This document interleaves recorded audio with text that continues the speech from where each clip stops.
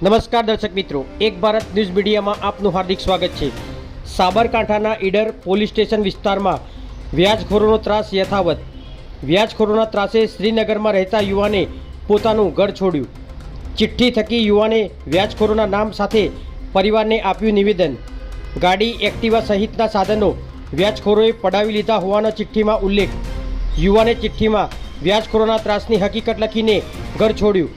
પત્ની, બાળકો, માતા પિતા સહિતના પરિવારને યુવાને સોરી કહી ચિઠ્ઠીમાં પોતાની અંદરની વેદના ઠાલવી। યુવાનના પરિવારે ઈડર પોલીસ મથકે કરી લેખિત રજૂઆત।